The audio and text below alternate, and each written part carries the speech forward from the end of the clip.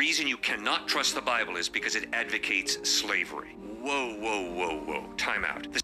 We are about to witness a Christian, and most specifically Cliff here, utilize an argument that many Christians use in order to justify slavery and say that God was not for slavery, as well as try to make it seem like it was all just man's doing and not man following the word of this God. Time out. The second greatest miracle of the Old Testament was what? The Exodus. What's happening in the Exodus? God is delivering the Hebrew slaves from slavery in Egypt. But there was slavery that was recorded in the Bible. Yes, that's right. There's slavery that's recorded. There's polygamy that's recorded. There's rape that's recorded. There's murder that's recorded. Never is the Bible saying these are good. Rather, the Bible is helping people living in a corrupt, depraved culture learn how to deal with it. So the first mistake that Cliff makes is that he is, throughout this entire argument, invoking the dogma that this Bible is written by one author with one voice throughout its entirety, with the same mindset and the same rules and the same morality.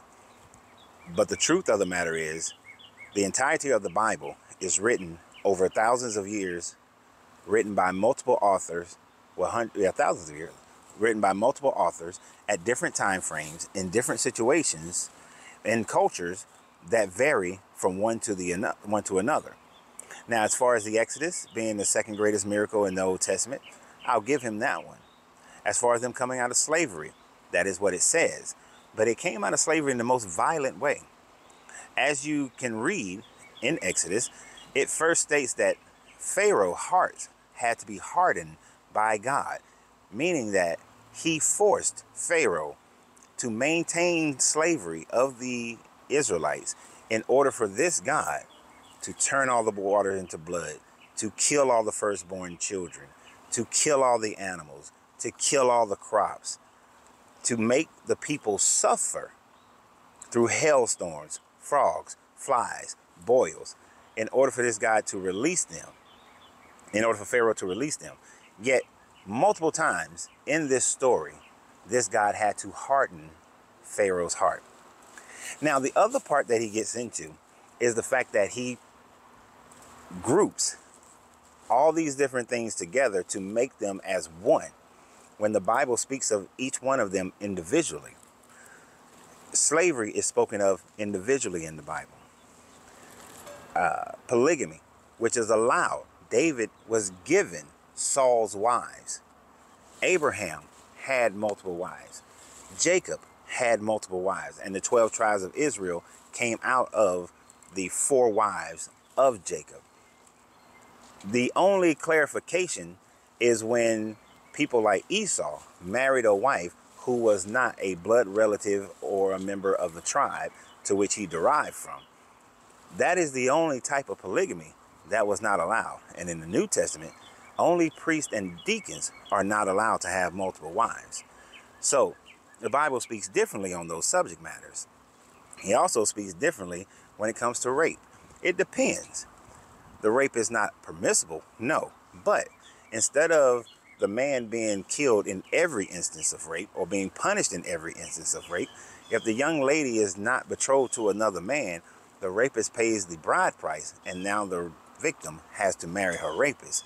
So true, it speaks of each one of those things in different ways, but it's not a method to make a deprived world, a deprived people, be able to function in such a way that they are given rules to gradually grow out of that, to which it has taken all the way up into the current era in order for man to grow out of all these detestable things.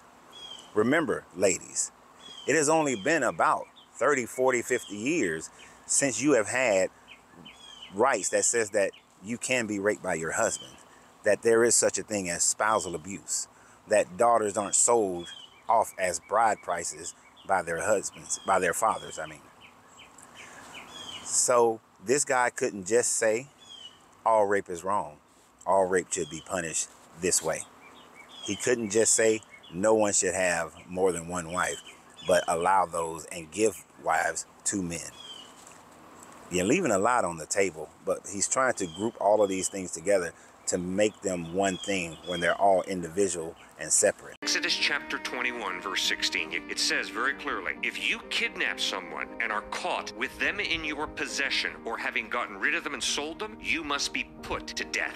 You kidnap somebody and you're caught with them in your possession as your slave, or you've sold them to somebody else, you are to be put to death. Now, what Cliff fails to understand, or what he purposefully omitted, is the fact that Exodus 21 is not talking about Hebrew slaves or kidnapping or any other crime or violation that is done to people outside of their clan, but is merely only talking about Hebrew crimes or Hebrew slaves dealing with other Hebrews. It is very clear from the beginning of this chapter that it starts out by saying that if another Hebrew sells himself to you, that Hebrew is to remain your slave until 7 years, and in the 7th year he is to release you. Now, if he comes in married, the wife is supposed to go with him.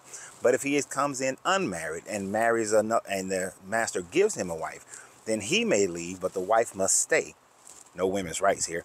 The wife must stay, but then if he chooses to remain with the wife, then he has to remain a slave for the rest of his life. It goes on and talks about if a father sells his daughter to another Hebrew, if that man becomes displeased with her, he must allow for her to be redeemed.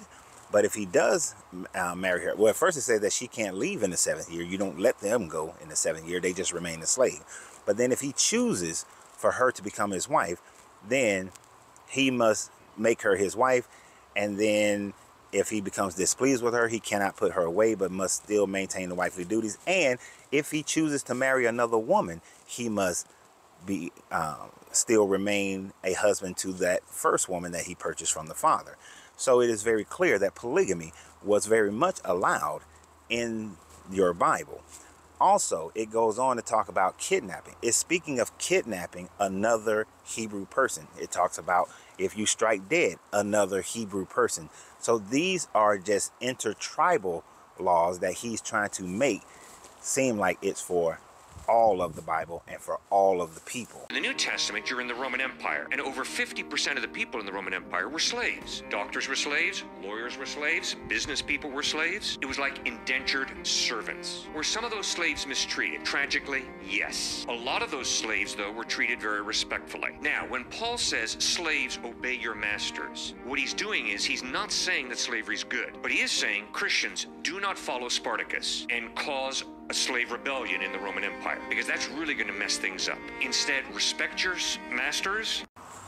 Roman slavery has absolutely nothing to do with the Old Testament, because Romans did not follow your Old Testament. They believed in different gods and worshiped differently.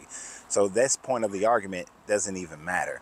But as far as Paul is concerned in saying that slaves obey your masters, whether they are good or bad, is actually just an incredibly negative thing. And it is not your Jesus God telling Paul that slavery is a bad thing, but yet just saying whatever your lot in life is, then you should be acceptable of that lot that you have been given, because God has ordained that, which demonstrates the pro-Roman attitude of the New Testament, which demonstrates that it was written most likely by the scribes for Vespasian, which would include Philo of Alexander, Josephus, and Josephus ben Matthias, and actually has nothing to do with the Leviticus 25, where it clearly states that of the foreigners who live amongst you and those of foreign nations, you may buy your slaves, and you may pass them down as an inheritance to your sons in perpetuity.